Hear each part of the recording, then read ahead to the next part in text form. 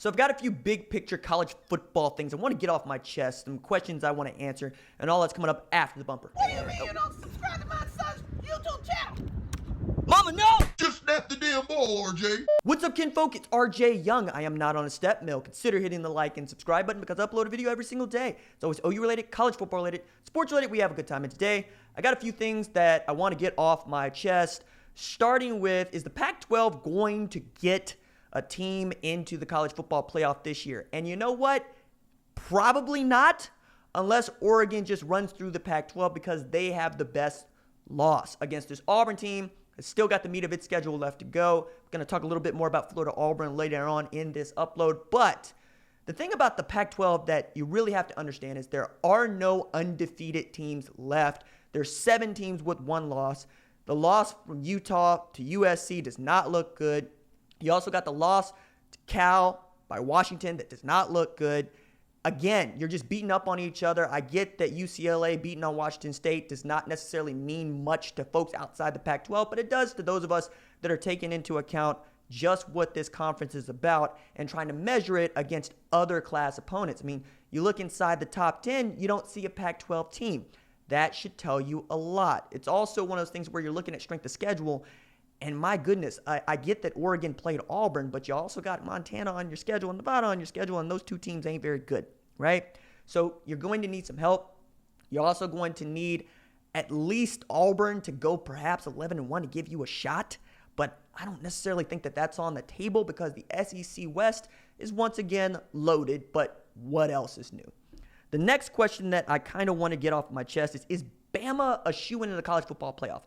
I don't think so. And I'll tell you why. Look, you gave up 279 yards rushing to a very bad Ole Miss team. You gave up 100 yards rushing to a quarterback. That's the first time that that's happened since Kyler Murray did it last year in the Orange Bowl. And you start 4 true freshmen in your front 7, particularly to an inside linebacker. Now, I get that Shane Lee could end up being a dude. Christian Harris could end up being a dude.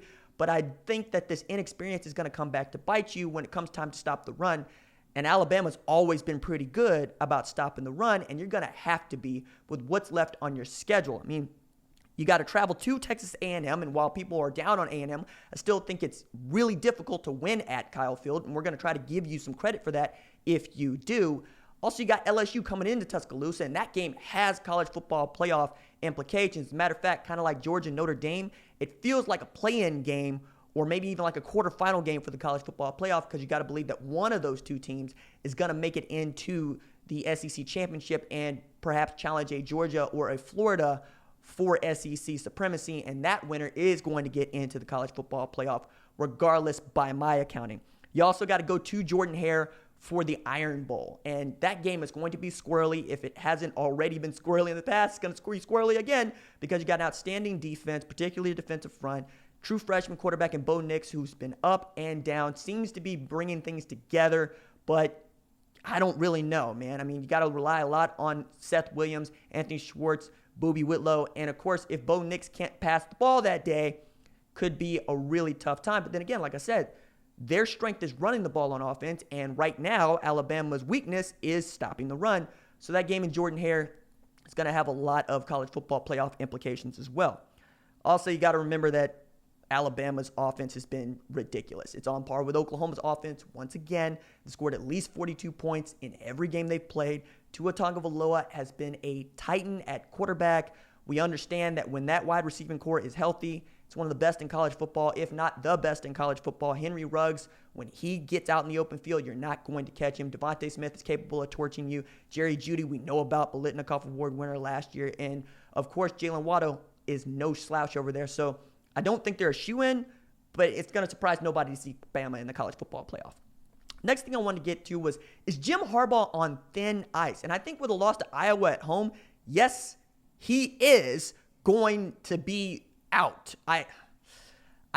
Man, this is a tough schedule, and I get it, but I can't put up with Jim Harbaugh going 6-6 this year, especially when you take into account what's left on their schedule. This schedule is stupid. It's got 5 ranked opponents left, including 3 undefeated teams, and a Notre Dame team with, vengeance on its mind for the loss against Georgia. They want to take it out on Michigan. They want to take it on everybody they see. You got no margin for error. So if you take a loss to each of the ranked opponents left on your schedule, you finish as the best 6-6 team in college football. But that's not what Michigan Wolverines football is about.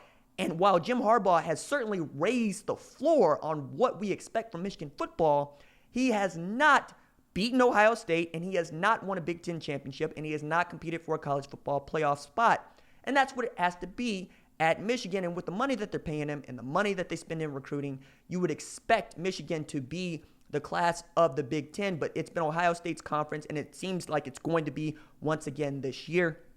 I don't know that that's what you want if you are the bosses, that perhaps you're getting some flack from your donors about what Jim Harbaugh is doing.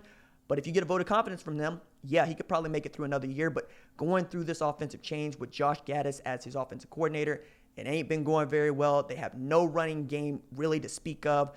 They don't have a class running back, which is particularly disappointing at a place like Michigan. When you get all of your wide receivers healthy, maybe you'll be pretty good then. But also Dylan McCaffrey's looked like the better quarterback than Shea Patterson. So do you really know who your quarterback is and what your offensive identity is? And I think college football identity is a huge part of what we're talking about when we're talking about whether or not you can compete for championships. If you don't know who you are by the beginning of October, it's going to be really tough for you to go through the rest of October going undefeated. And I don't think that Jim Harbaugh is able to do that. Are Justin Fields and Ohio State the most complete team in college football? Yes, and who is going to stop them? Now, you get a stout Michigan State team at home. I understand that it's been lopsided in recent years, but I think that D'Antoni's run defense is every bit as good as it was last year. And I think if he can dial some stuff up that can stymie Ohio State's run, you're going to have an opportunity to stay in the game. It's a 20-point spread. There's people that are expecting Justin Fields and J.K. Dobbins to run over this Michigan State team. But defensively, they've been fortunate, and they've been where the ball is supposed to be, particularly when you're talking about picking people off. Adrian Martinez looked horrible in the game against Nebraska, but I don't know that they're going to be able to keep that up with the fortuitous bounces or fortuitous interceptions that they have gotten here of late. A couple of those that Martinez threw, I was like, where was that even going? I don't think Lewerke's that kind of dude, but we'll get to wait and see on that. But who you get left, you got Michigan State, Wisconsin, and Penn State at home, and done nothing but utterly snow snatch everybody that has faced you. I get that their schedule's been pretty decent, all things considered, when ain't nobody really played anybody. But you got to go through the rest of this. And I think Penn State is slowly becoming one of those teams in their division that can challenge them and make them earn it. And that's what you're looking for if you are wanting Ohio State in the college football playoff. You want them to beat up on a team like Penn State, beat up on a team like Michigan State. We'll see. And then finally, biggest game of the weekend for me, number 7 Auburn versus number 10 Florida in the Swamp. You got a Florida team at full strength on defense. You get C.J. Henderson back at corner, and you get Jabari Zuniga back at defensive end. So that means you get 6 interceptions in 27 games and 18 sacks and 39 games back for Dan Mullen's defense, where Kyle Trask has also been every bit as good as Felipe Franks was. He may end up being a better quarterback. I understand even going back to last year, he might have been your starter coming out till he busted up his foot. He's had a couple unfortunate injuries to his feet. We know about the story of him backing up De'Aaron King at Manvel, but he's been a capable quarterback. What we're really talking about is, can Florida's offensive line stop Auburn's defensive line? That is weakness versus strength there, right? We got to believe that C.J. Henderson versus Seth Williams is going to be an outstanding matchup. I can't wait to see that. So if Auburn can go into the Swamp and come out with a set of Gator shoes, we have to start talking about Malzahn and the Tigers as making the college football playoff. They play one of the toughest schedules in all of football, and they still got Alabama, Georgia, and LSU left. Coming off a 56-23 win over Mississippi State, that was their most complete game to date. Bo Nix's first 300-yard passing performance, and he finally looks like the kind of dude that is capable of leading a team to a college football playoff, becoming the second freshman in a couple of years if he can do that, following Trevor Lawrence. But we'll have to wait and see. I give a lot of credit for them going into Kyle Field, getting a 28-20 win against A&M. They controlled that game. The defense looked stout. They had Kellen Mond wondering what was going on. Also, Saturday marks the first top 10 matchup in the Swamp since number 3 Florida thumped number 9 South Carolina 44-11 in October 2012. It's going back that far. Florida has beaten 7 of the last 9 top 10 teams to come into the Swamp with last year's 27-19 win over number 5 LSU, October 6th last year. And this stat, 24 sacks for Florida, 10 against Miami, 10 brown bags against a really decent, see what I did there, Miami football program. We'll see what it means going forward, but I got Florida winning that game. It's going to be tight. Everybody expects it to be tight. Everybody expects the score to be squirrely, like 22-19 or something. But I think that Florida has that home field advantage. We also know that Auburn's defense is going to travel because defense travels. It should be a really good game, but I still expect Florida to come out the unbeaten there. And then we got to talk about Florida challenging Georgia for the SEC East Division. That'll be a lot of fun. All right, that's it for me. Deuces.